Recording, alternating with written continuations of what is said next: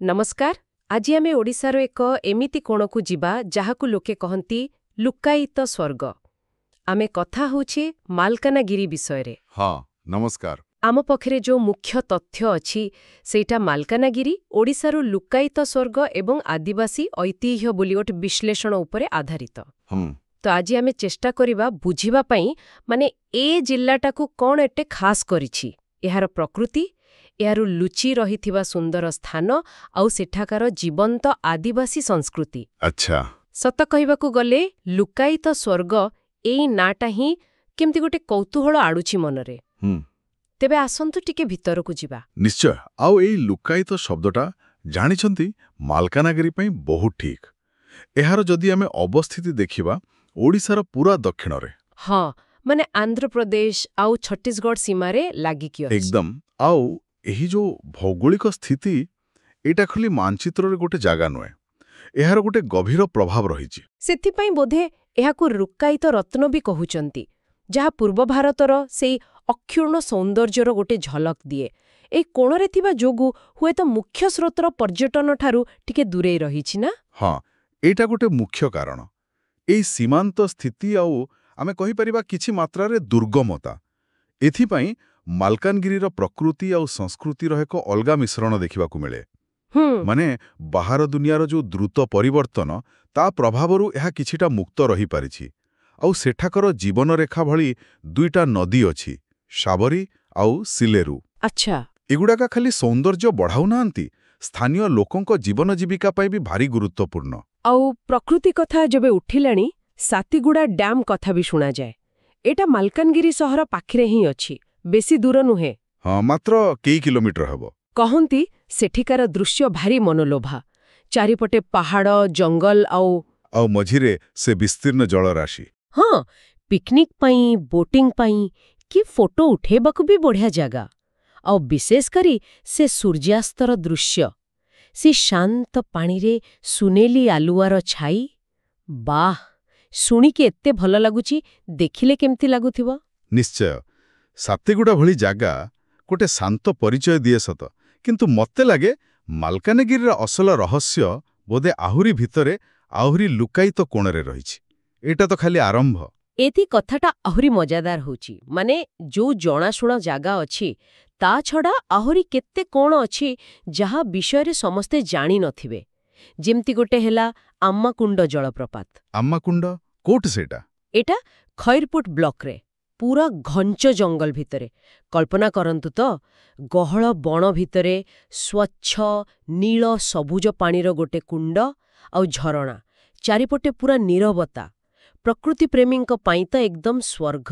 ବାଃ, ଏମିତି ଜାଗାର ଶାନ୍ତ ପରିବେଶ ଆଜିକାଲି ମିଳିବା କଷ୍ଟ। ଖାଲି ସୁନ୍ଦର ନୁହେଁ, ମନ ପାଇଁ ଗୋଟେ ଶାନ୍ତି। ଏହା ସହିତ ଆଉ ଗୋଟେ ବିଶାଳ ଜଳରାଶି ଅଛି, ବାଲିମେଳା ଜଳଭଣ୍ଡାର। ଓହୋ, ବାଲିମେଳା। ଏଇଟା ତ ବୋଧେ ବଡ଼ ପ୍ରୋଜେକ୍ଟ। ହଁ, ବହୁତ ବଡ଼। ଓଡ଼ିଶା ଆଉ ଆନ୍ଧ୍ରପ୍ରଦେଶ ସୀମାରେ। ମୁଖ୍ୟତଃ ତ ଜଳବିଦ୍ୟୁତ୍ ପାଇଁ ଜଣାଶୁଣା, କିନ୍ତୁ ଏହାର ପ୍ରାକୃତିକ ସୌନ୍ଦର୍ଯ୍ୟ ବି କମ୍ ନୁହେଁ। ଚାରିପଟେ ସବୁଜ ପାହାଡ଼ ଘେରା, ଆଉ ମଝିରେ ବିସ୍ତୀର୍ଣ୍ଣ ଶାନ୍ତ ପାଣି। ଆମ୍ମକୁଣ୍ଡର ସେ ନିଭୃତ ସୌନ୍ଦର୍ଯ୍ୟଠାରୁ ଏଇଟା ଏକ ଭିନ୍ନ ବଡ଼ ଧରଣର ଅନୁଭୂତି ଦିଏ, ନୁହେଁ କି? ନିଶ୍ଚିତ ଭାବରେ। ଦୁଇଟା ଯାକ ନିଜ ନିଜ ଜାଗାରେ ବଢ଼ିଆ। ଆଉ ଗୋଟେ ଜାଗା ବିଷୟରେ ମୁଁ ପଢ଼ୁଥିଲି ଯାହା ମୋତେ ବହୁତ ଆକର୍ଷିତ କଲା, ବଣ୍ଡା ପାହାଡ଼। ହଁ, ବଣ୍ଡା ପାହାଡ଼।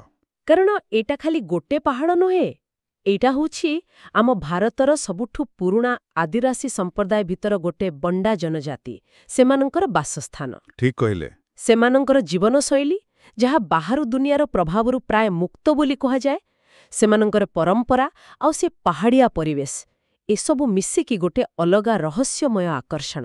ଏହା ବହୁତ ଗୁରୁତ୍ୱପୂର୍ଣ୍ଣ କଥା।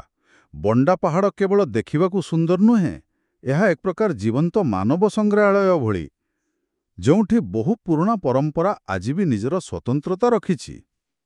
ଏହିଭଳି ସାଂସ୍କୃତିକ ଗଭୀରତା ଆଉ ଗୋଟେ ଜାଗାରେ ବି ଦେଖିବାକୁ ମିଳେ, ମାନ୍ୟମୁକଣ୍ଡା ମନ୍ଦିର।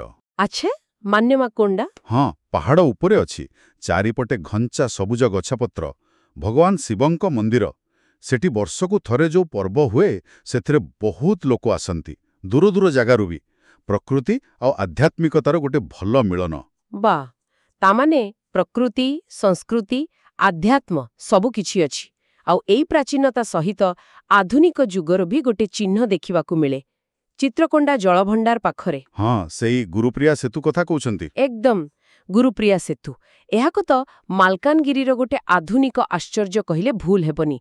ଏଇ ସେତୁ ହେବା ଆଗରୁ ସେପଟେ ପ୍ରାୟ 150ରୁ ଅଧିକ ଗାଁ ପୁରା ବିଚ୍ଛିନ୍ନ ହେଇ ରହିଥିଲା। ହଁ, ବହୁ ବର୍ଷ ଧରି ସ୍ୱାଭିମାନ ଅଞ୍ଚଳ ବୋଲି କହୁଥିଲେ। ଏବେ ସେମାନେ ମୁଖ୍ୟ ଭୂଖଣ୍ଡ ସହ ଯୋଡ଼ି ହେଇପାରିଛନ୍ତି। ଏଇଟା ଖାଲି ଯୋଗାଯୋଗ ପାଇଁ ନୁହେଁ, ଶୁଣିଲି ତା ଆଖପାଖର ଦୃଶ୍ୟ ବି ଭାରି ସୁନ୍ଦର। ବ୍ୟାକ୍ୱାଟର୍ସ ବୋଲି କହୁଛନ୍ତି। ହଁ, ସେ ସ୍ଥିର ପାଣିର ଅଞ୍ଚଳ। ଇକୋ ଟୁରିଜିମ୍ ପାଇଁ ଭଲ ସମ୍ଭାବନା ଅଛି ବୋଲି କୁହାଯାଉଛି। ଏଠି ଗୋଟେ କଥା ଦେଖନ୍ତୁ, ଏଇ ଯେତେ ବି ଲୁକାୟିତ ସ୍ଥାନ କଥା ଆମେ କହିଲେ, ସେଥିରେ କେତେ ବିବିଧତା। ଗୋଟେ ପଟେ ଆମାକୁଣ୍ଡ କି ବାଲିମେଳା ପରି ପ୍ରାକୃତିକ ସୌନ୍ଦର୍ଯ୍ୟ, ଆଉ ପଟେ ବଣ୍ଡା ପାହାଡ଼ କି ମାନ୍ୟମକଣ୍ଡା ଭଳି ଗଭୀର ସାଂସ୍କୃତିକ ମୂଳ ଥିବା ଜାଗା। ଠିକ୍। ଆଉ ଗୁରୁପ୍ରିୟା ସେତୁ ଗୋଟେ ଅଲଗା କାହାଣୀ କହୁଛି, କେମିତି ବିକାଶ ଆଉ ଯୋଗାଯୋଗ ଗୋଟେ ସମ୍ବେଦନଶୀଳ ଅଞ୍ଚଳରେ ପରିବର୍ତ୍ତନ ଆଣିପାରେ। ଏଇଟା କିନ୍ତୁ ଗୋଟେ ପ୍ରଶ୍ନ ବି ସୃଷ୍ଟି କରୁଛି। କି ପ୍ରଶ୍ନ? ଯେ ଏ ଯୋଉ ନୂଆ ସଂଯୋଗ ହେଲା, ଯଦି ପର୍ଯ୍ୟଟନ ବଢ଼ିଲା, ତେବେ ସେ ଅଞ୍ଚଳର ଯୋଉ ନିଜସ୍ୱ ପ୍ରକୃତି ଆଉ ସଂସ୍କୃତି ଅଛି, ତାକୁ କେମିତି ସୁରକ୍ଷିତ ରଖାଯିବ? ମାନେ ଆବିଷ୍କାର ଆଉ ସଂରକ୍ଷଣ ଭିତରେ ସନ୍ତୁଳନ ରଖିବା, ଏଇଟା ଗୋଟେ ବଡ଼ ଚ୍ୟାଲେଞ୍ଜ। ନିଶ୍ଚୟ, ଏଇଟା ଗୋଟେ ବହୁତ ବଡ଼ କଥା। କାରଣ ମାଲକାନଗିରି କହିଲେ ତ ଖାଲି ପାହାଡ଼ ଜଙ୍ଗଲ ନୁହେଁ, ଏହାର ଆତ୍ମା ତ ସେଠାକାର ଲୋକଙ୍କ ଭିତରେ, ସେମାନଙ୍କ ସଂସ୍କୃତିରେ। ଏକଦମ। ଏହା ଏକ ପ୍ରକୃତ ସାଂସ୍କୃତିକ ଭଣ୍ଡାର। ବଣ୍ଡା, କୋୟା, ପରଜା, ଦିଦାଇ ଏମିତି କେତେ ପ୍ରମୁଖ ଆଦିବାସୀ ସମ୍ପ୍ରଦାୟ ଏଠି ଅଛନ୍ତି। ଆଉ ଏମାନେ ଶହ ଶହ ବର୍ଷ ଧରି ନିଜର ରୀତିନୀତି, ପରମ୍ପରା, ଏପରିକି ନିଜ ଭାଷାକୁ ବି ବଞ୍ଚେଇ ରଖିଛନ୍ତି। ଯଦି ଆମେ ଏହାକୁ ବଡ଼ ପରିପ୍ରେକ୍ଷ୍ୟରେ ଦେଖିବା, ଏଇ ଯୋଉ ସାଂସ୍କୃତିକ ସଂରକ୍ଷଣ, ଏହାର ମହତ୍ତ୍ୱ ବହୁତ ବେଶୀ। ଏଇଟା ଖାଲି କିଛି ପୁରୁଣା ପ୍ରଥା ନୁହେଁ। ହଁ, ଏଇଟା ସେ ସମାଜଗୁଡ଼ିକର ସ୍ଥିରତା, ତାଙ୍କର ସହନଶୀଳତା ଆଉ ତାଙ୍କର ନିଜସ୍ୱ ପରିଚୟର ପ୍ରମାଣ। ଆଜିକାଲି ଯେତେବେଳେ ସବୁକିଛି ମିଶିଯାଉଛି, ଏମିତି ଅନନ୍ୟ ସଂସ୍କୃତିକୁ ଚିହ୍ନିବା, ସମ୍ମାନ ଦେବାଟା ବହୁତ ଜରୁରୀ। ହଁ, ଆହୁରି ସଂସ୍କୃତି ଖାଲି ରହିଛି ବୋଲି ନୁହେଁ, ପୁରା ଜୀବନ୍ତ। ସେମାନଙ୍କର ପର୍ବପର୍ବାଣୀ କଥା ଯେମିତି ଚୈତ ପରବ, ବାଲିଯାତ୍ରା, ପୁଷ ପର୍ବ।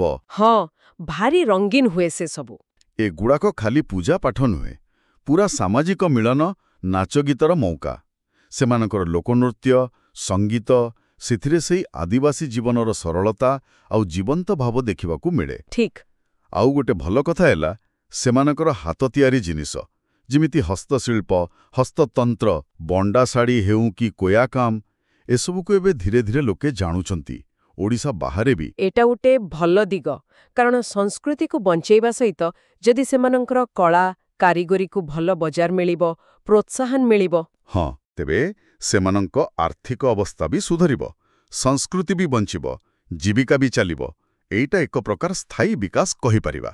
ଏତେ ସବୁ ଭଲ କଥା ଜାଣିଲା ପରେ ଯଦି କେହି ସତରେ ମାଲକାନଗିରି ଯିବାକୁ ଚାହାନ୍ତି, ସେଠିକି ପହଞ୍ଚିବା କେମିତି? ସଡ଼କ ପଥରେ ତ ଜୟପୁରରୁ ଯାଇ ହେବ, ପ୍ରାୟ 120 କିମି। ହଁ, ଜୟପୁର, କୋରାପୁଟ ଆଉ ବିଶାଖାପାଟଣା ସହ ବି ଭଲ କନେକ୍ସନ ଅଛି। ଆଉ ଟ୍ରେନରେ ଗଲେ? ଟ୍ରେନରେ ଗଲେ ପାଖ ମୁଖ୍ୟ ଷ୍ଟେସନ ହେଉଛି ଜୟପୁର। ଆଚ୍ଛା, ଆଉ ଫ୍ଲାଇଟ୍ରେ? ଫ୍ଲାଇଟ୍ ପାଇଁ ସବୁଠୁ ପାଖ ଏୟାରପୋର୍ଟ ହେଲା ବିଶାଖାପାଟଣା। ସେଠୁ ପ୍ରାୟ 270 କିମି। ତେବେ ପହଞ୍ଚିବା ସମ୍ଭବ, କିନ୍ତୁ ଟିକେ ପ୍ଲାନ୍ କରିବାକୁ ପଡ଼ିବ। ହଁ, ଏଇ ସୂଚନା ନିଶ୍ଚୟ ସାହାଯ୍ୟ କରିବ ଯେଉଁମାନେ ଯିବାକୁ ଇଚ୍ଛୁକ। ତେବେ ଏତେ ସବୁ ଆଲୋଚନା ପରେ ମୋଟାମୋଟି କ'ଣ ବୁଝାପଡ଼ିଲା? ମାଲକାନଗିରିର ସେ ମନଭୁଲା ପ୍ରକୃତି, ତାର ସେ ଲୁଚି ରହିଥିବା ଅନନ୍ୟ ଜାଗା ଆଉ ତାର ଗଭୀର ଜୀବନ୍ତ ସଂସ୍କୃତି, ଏସବୁକୁ ଦେଖିଲେ ସତରେ ଲାଗୁଛି ସେ ଲୁକାୟିତ ସ୍ୱର୍ଗ ନାଁଟା ପୁରା ଠିକ୍ ଅଛି। ଆଜିକାଲି ଅଧିକାଂଶ ଟୁରିଷ୍ଟ ଜାଗା ଯେମିତି ଗହଳି ଆଉ ବ୍ୟବସାୟିକ ହେଇଗଲାଣି, ସେଠି ମାଲକାନଗିରି ଗୋଟେ ଅଲଗା ଅନୁଭୂତି ଦେବ। ଏଠି ଶାନ୍ତି ଅଛି, ଶୁଦ୍ଧତା ଅଛି, ଆଉ ଗୋଟେ ପ୍ରକୃତ ଅସଲ ଅନୁଭୂତି ପାଇବାର ସୁଯୋଗ ଅଛି। ଖାଲି ବୁଲିବା ନୁହେଁ, ଏହା ଏକ ଭିନ୍ନ ଧରଣର ଯାତ୍ରା। ଏକଦମ ସଠିକ୍ କଥା। ମାଲକାନଗିରି ଏମିତି ଗୋଟେ ଜାଗା ଯେଉଁଠି ଆପଣ ଖାଲି ଦୃଶ୍ୟ ଦେଖନ୍ତିନି, ବରଂ ପ୍ରକୃତି ଆଉ ହଜାର ହଜାର ବର୍ଷର ପୁରୁଣା ସଂସ୍କୃତି ସହ ସତରେ ଯୋଡ଼ି ହେଲା ଭଳି ଲାଗେ। ହଁ, ଆଜିର ଏଇ ଦ୍ରୁତ ଦୁନିଆରେ ଯୋଉଠି ଆମେ ପ୍ରକୃତି ଜିନିଷଠୁ ଦୂରେଇ ଯାଉଛୁ, ଏମିତି ଜାଗାର ମୂଲ୍ୟ ବହୁତ ବେଶୀ। ଏହା ଖାଲି ବୁଲିବା ଜାଗା ନୁହେଁ, ଏଟା ଗୋଟେ ଅନ୍ୱେଷଣ, ବାହାର ଦୁନିଆର ଆଉ ବୋଧେ ନିଜ ଭିତରର ବି। ସତରେ ସେ ମନଲୋଘା ଜଳପ୍ରପାତ, ଗଭୀର ଜଙ୍ଗଲ, ଉଚ୍ଚ ପାହାଡ଼ ଆଉ ସେଠକାର ସରଳ ସ୍ନେହୀ ଲୋକ, ଏ ସବୁକୁ ନେଇ ମାଲକାନଗିରି ନିଶ୍ଚିତ ଭାବରେ ଓଡ଼ିଶାର ଗୋଟେ ଅମୂଲ୍ୟ ଲୁକ୍କାୟିତ ସ୍ୱର୍ଗ। ଏଥିରେ ଦ୍ୱିମତ ନାହିଁ। କିନ୍ତୁ ଶେଷରେ ଗୋଟେ କଥା ମନକୁ ଆସୁଛି। ଆମ ପାଖରେ ଥିବା ତଥ୍ୟରେ ଯୋଉ ଏପର୍ଯ୍ୟନ୍ତ ଅନାବିଷ୍କୃତ ଦିଗଟା ଉପରେ ଜୋର ଦିଆଯାଇଛି, ସେଟା ଗୋଟେ ଗୁରୁତ୍ୱପୂର୍ଣ୍ଣ ପ୍ରଶ୍ନ ଛିଡ଼ା କରୁଛି। ଯେତେବେଳେ ମାଲକାନଗିରି ଭଳି ଜାଗା ଧୀରେ ଧୀରେ ପରିଚିତ ହେଉଛି, ଗୁରୁପ୍ରିୟା ସେତୁ ଭଳି ବିକାଶ ଯୋଗୁଁ ଯିବା ଆସିବା ସହଜ ହେଉଛି ଆଉ ଅଧିକ ଲୋକ ସେଠିକି ଯାଉଛନ୍ତି, ସେତେବେଳେ ଆମେ ତାର ସେଇ ମୂଳ ଚରିତ୍ରକୁ, ସେଇ ଅକ୍ଷୁର୍ଣ୍ଣ ପ୍ରକୃତି, ଅନନ୍ୟ ସଂସ୍କୃତି, ସେଇ ଶାନ୍ତି ଆଉ ପ୍ରାମାଣିକତା, ଏସବୁକୁ କେମିତି ବଞ୍ଚି ରଖିବା? ଏଇଟା ବଡ଼ ଚିନ୍ତାର ବିଷୟ। କେମିତି ନିଶ୍ଚିତ କରିବା ଯେ ବିକାଶ ଆଉ ପର୍ଯ୍ୟଟନ ଏଇ ଲୁକ୍କାୟିତ ସ୍ୱର୍ଗର ଆତ୍ମାକୁ ହିଁ ନଷ୍ଟ ନ କରୁ? ଏହା ଉପରେ ସ୍ଥାନୀୟ ପ୍ରଶାସନ, ସେଠାକାର ସମୁଦାୟ ଆଉ ଆମେ ସମସ୍ତଙ୍କୁ ଭାବିବାକୁ ହେବ, ଯେମିତି ଏ ରତ୍ନଟି ସବୁବେଳେ ନିଜ ଚମକ ବଜାୟ ରଖିପାରିବ।